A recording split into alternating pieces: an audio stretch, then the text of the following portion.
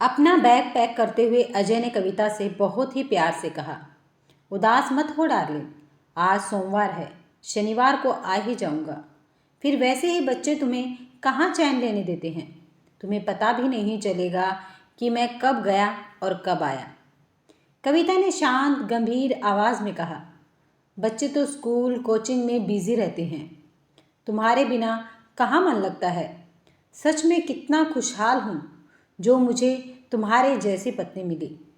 कौन यकीन करेगा इस बात पर कि शादी के 20 साल बाद भी तुम मुझे इतना प्यार करती हो। आज भी मेरे टूर पर जाने पर उदास हो जाती हूँ। I love you. कहते हुए अजय ने कविता को गले से लगा लिया और फिर बैग उठाकर दरवाजे की तरफ बढ़ गया। कविता का उदास चेहरा देखकर फिर प्यार से बोला, डोंट बी सैड, हम फ़ोन पर तो टच में ही रहते हैं, बाय, टेक केयर, कहकर अजय चला गया। कविता दूसरी फ्लोर पर स्थित अपने फ्लैट की बालकनी में जाकर जाते हुए अजय को देखने लगी। नीचे से अजय ने भी टैक्सी में बैठने से पहले सालों से चले आ रहे नियम का पालन करते हुए ऊपर देखकर कविता को हाथ हिला दिया था और फिर टैक्सी में बैठ गया। कविता ने अंदर आकर घड़ी देखी। सुबह के 10 बज रहे थे।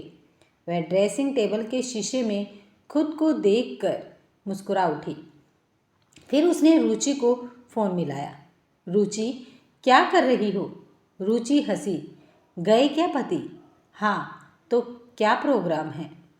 फटाफट अपना काम निपटा, अंजलि से भी बात करती हूँ, मूवी देखने चलेंगे और फिर लंच करेंगे। तेरी मेड काम करके गई क्या? हाँ, मैंने उसे आज 8 बजे ही बुला लिया था। वाह, क्या प्लानिंग होती है तेरी, और क्या भाई करनी पड़ती है।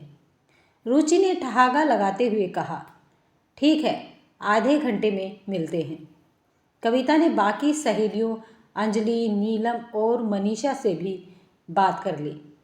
इन सब की आपस में खूब जमती थी। पांचों हम उम्र थे। सबके बच्चे भी हम उम्र ही थे। सबके बच्चे इतने बड़े तो थे कि हम उन्हें हर समय माँ की मौजूदगी की ज़रूरत नहीं थी। कविता और रुचि के पति टूर पर जाते रहते थे। पहले तो दोनों बहुत उदास और बोर होती थी, पर अब पतियों के टूर जाने पर जो समय पहले इन्हें खलता था, अब दोनों को उन्हीं दिनों का इंतज़ार रहता था। कविता ने अपने दोनों बच्चों सौरभ और सौम्या को घर की एक एक चाबी सुबह ही स्कूल जाते समय दे दी थी। आज का प्रोग्राम तो उसने कल ही बना लिया था।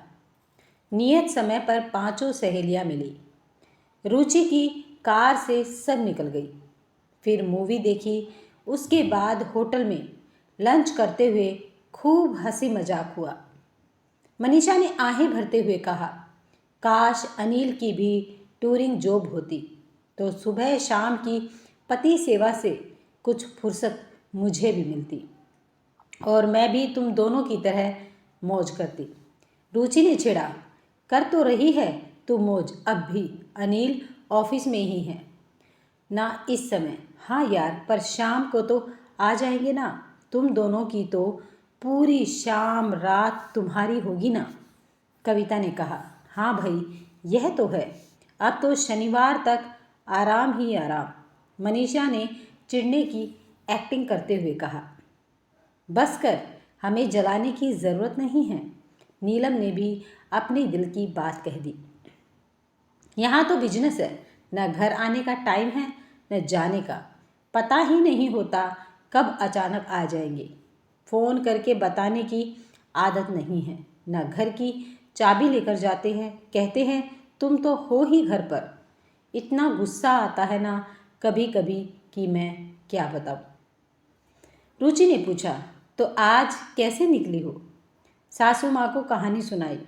एक फ्रेंड हॉस्पिटल में एडमिट है, उसके पास रहना है, हर बार झूठ बोलना पड़ता है।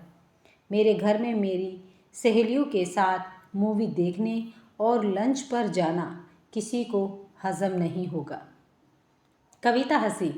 जी तो बस हम रहे हैं ना। यह सुन तीनों ने पहले तो मुंह बनाया, फिर हंस दी।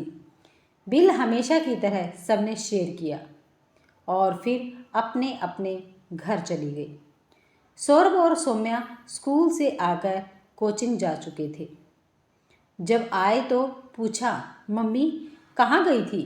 बस थोड़ा काम था घर का।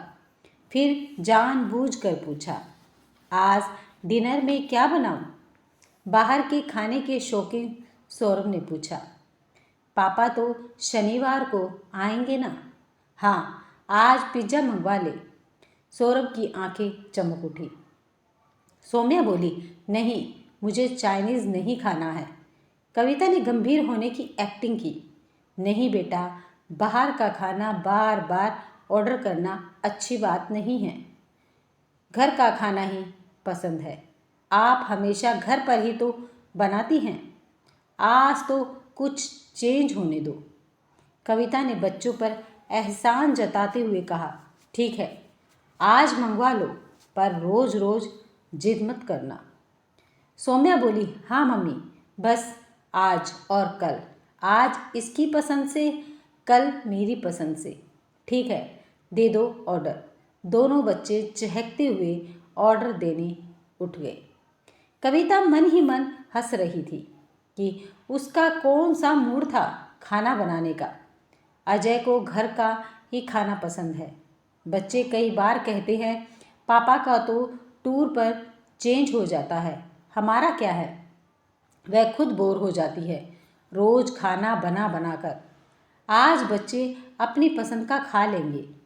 उसने हैवी लंच किया था, वह कुछ हल्का ही खाएगी, फिर वह सैर पर चली जाएगी। सोचती रही, अजय टूर पर जाते हैं तो सैर काफ़ी समय तक हो जाती है, नहीं तो बहुत मुश्किल से 15 मिनट सैर करके भागती हूँ। अजय के ऑफिस से आने तक काफ़ी काम निपटा कर मुझे रखना पड़ता है। शाम की सैर से संतुष्ट होकर सहेलियों से गप्पे मारकर कविता आराम से लौटी। बच्चों का पिज़्ज़ा आ चुका था। उसने कहा, तुम लोग खाओ, मैं आज कॉफ़ी और सैंडविच लूँगी। बच्चे पिज़्ज़ा का आनंद उठाने लगे। अजय से फ़ोन पर बीच बीच में बातचीत होती रही थी।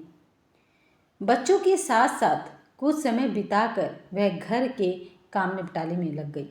बच्चे पढ़ने बैठ गए। काम निपटा कर उसने कपड़े बदले, गाउन पहना, अपने लिए कॉफ़ी और सैंडविच बनाई और बेडरूम में आ गई। अजय टूर पर जाते हैं तो कविता को लगता है उसे कोई काम नहीं है। जो मन हो बनाओ, खाओ, ना घर की देख रेख, न आज क्या स्पेशल बना है जैसा रोज का सवाल है। गजब की आज़ादी। अंधेरा कमरा, हाथ में कॉफ़ी का मग और जगजीत चित्रा की मखमली आवाज़ के जादू से गूंजता बेडरूम। अजय को साफ सुथरा चमकता घर पसंद है। उनकी नज़रों में घर को साफ सुथरा देखकर अपने लिए प्रशंसा देखने की चाह में ही वह दिन रात कमर तोड़ मेहनत करती रहती हैं। कभी कभी मन खिन्न भी हो जाता है कि बस यही है क्या हमारा जीवन। ऐसा नहीं है कि अजय से उसे कम प्यार है या वह अजय को याद नहीं करती। वह अजय को बहुत प्यार करती है। यह तो वह दिन रात घर के कामों में पिसते हुए अपने लिए कुछ पल निकाल लेती है तो अपनी दोस्तों के साथ मस्ती भरा, चिंता से दूर, खिलखिलाहटों से भरा यह समय जीवनदायिनी दवा से कम नहीं लगता। उसे अजय के वापस आने पर तन मन से और ज़्यादा उसके करीब महसूस करती है वह खुद को। उसने बहुत सोच समझकर खुद को रिलैक्स करने की आदत डाली है। ये पल उसे अपनी कम स्थली में लौटकर फिर घर गृहस्थी में जुटने के लिए शक्ति देते हैं। अजय महीने में 7-8 दिन टूर पर रहते हैं। कई बार जब टूर रद्द हो जाता है तो ये कुछ पल सिर्फ अपने लिए जीने का मौका ढूंढते हुए उसका दिमाग जब पूछता है कब जाओगे प्रिय, तो उसका दिल इस शरारत भरे सवाल पर खुद ही मुस्कुरा उठता है अगर आपको ये कहानी पसंद आई है तो वीडियो को लाइक, शेयर और चैनल को सब्सक्राइब करना मत भूलिएगा। फिर मिलते हैं नेक्स्ट वीडियो में। तब तक खुश रहें, मस्त रहें और स्वस्थ रहें।